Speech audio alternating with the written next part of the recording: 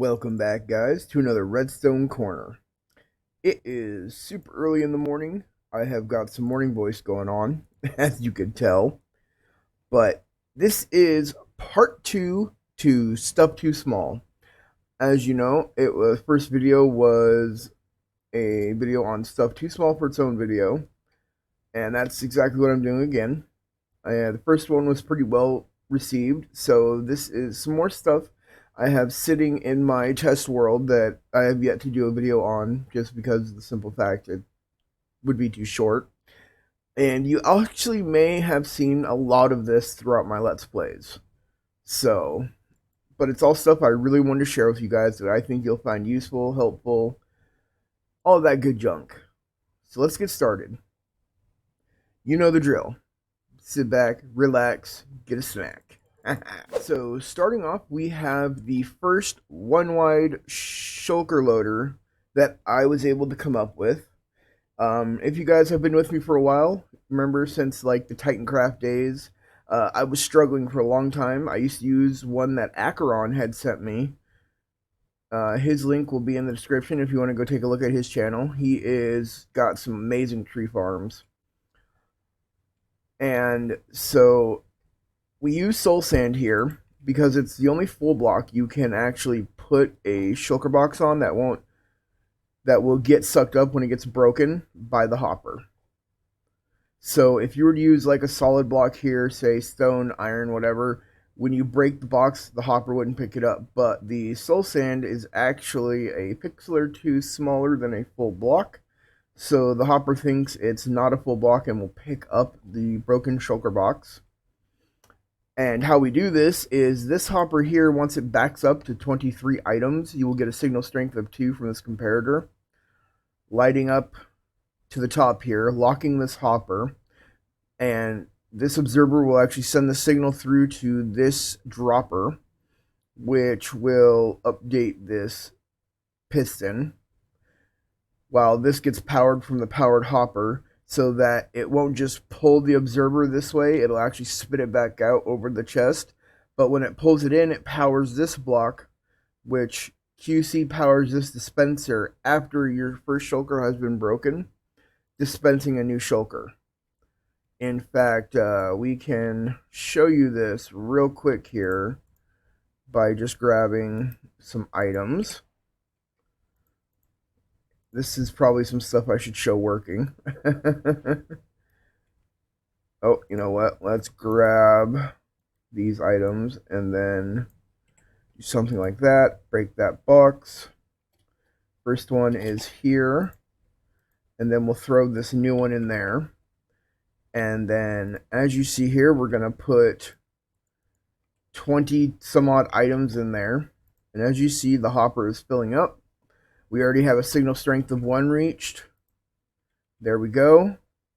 And as you see, you get your full one here, and it dispenses the new one, which if we go into spectator, we can open. It will fill up and be just fine. So you do need to prime all of these first if you build them, and they are tileable. Even though there's dust here, these are tileable. You can put as many of them next to them as you want. In fact, these are the Shulker Loaders I use in my newest mass shulker box storage that has the shulker box display at the bottom. These are the loaders I use at the top. And then you can have a double chest here for storage for your shulkers. You get a double chest plus hopper plus what's in the dispenser. Just make sure you have enough storage for filled shulkers. Otherwise, they're not going to get picked up and you're going to lose out on items. Alright, let's take a look at the next one. So here we have a chicken cooker I came up with. This one was from the Creepy Craft server. When we first started and had some new members, I built up a bunch of these in spawn so that they would run constantly. It only gets probably close to a stack of chicken and feathers an hour, but the deal is to build a few of them, so you're getting a couple stacks of each an hour. And it's very simple here. We just have the dispenser to send eggs to, and we're getting the eggs by loading up the chickens into a cauldron through a dispenser, We got a bucket of lava at the top here. And so we detect every time an egg comes through with an observer. Little dotted dust, this observer detects. And we are powering a dispenser on top with the bucket. We're solid powering it, which QC powers the dispenser at the bottom to fire the eggs out into a slab. And I just have these right here for right now, but if you were to put this next to each other, you would, put these at the very end of each, and then just use trapdoors in front, put a slab on top. Now, to get your chickens in there, I suggest that you do something like this. We'll get the observer, and we already have it, and the piston, and then a block to power, or a lever, however you want to do this. So if you were to do this, here is the hopper, here is your cauldron. So get some solid blocks and build yourself a little ring around like so. Make sure your dispenser is right there, and then put up more. Stand up here, get all of your eggs in that you want for your chickens. Come down here, you want to place a piston head against that right there. You can use just a solid block above it. Once all your baby chickens are in that cauldron, make sure to quickly power that and push the dispenser in place. And then there you go. Simple, easy way, and then they can't get out, and you have yourself your chicken cooker. Super simple, easy. Over time, I would suggest putting this in your spawn chunks or somewhere you're going to constantly be working, like your base, so you're constantly passively generating food. Alright, and the next one. So this is something I actually came up with in 1.13, but I have used it ever since for my trading halls.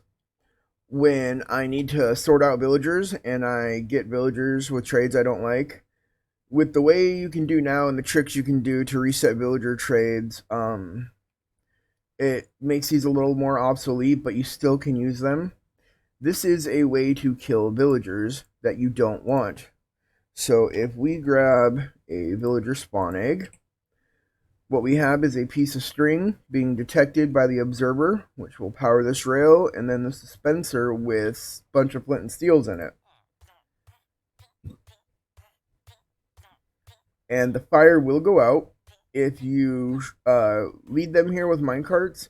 Shove a hopper minecart into the block that they're standing on, and it will actually pick up the minecart before it has time to burn as an item entity. And then you can, funnel them back somewhere so you can recycle your minecarts and not have to destroy them every time. Unless you have an iron farm, like I always do, and then iron's nothing, and you don't have to care. This was just really cool. I like being able to watch my villagers burn. Lord Cthulhu demands those sacrifices. Don't forget that.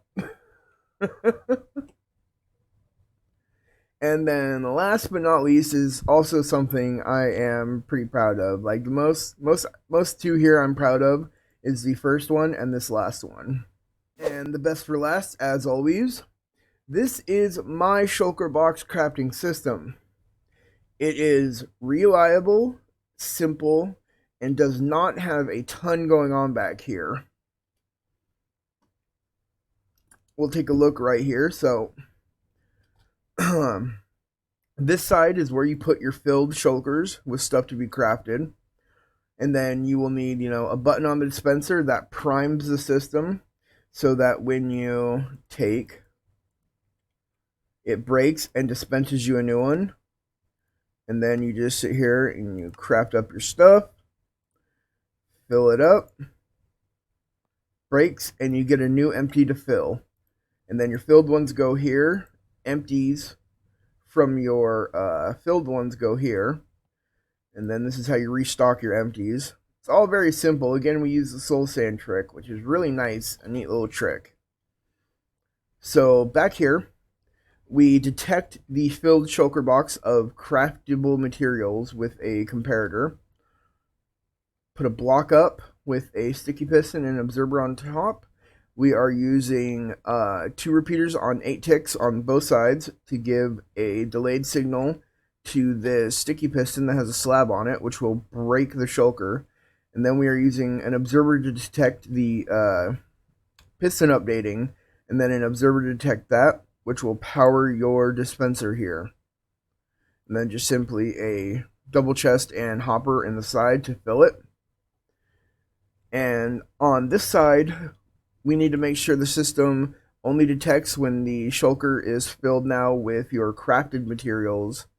So what we do is we run a signal strength of 15 into the comparator with a lever and a piece of dust. You could use another comparator and like a redstone block, but this saves on space and material.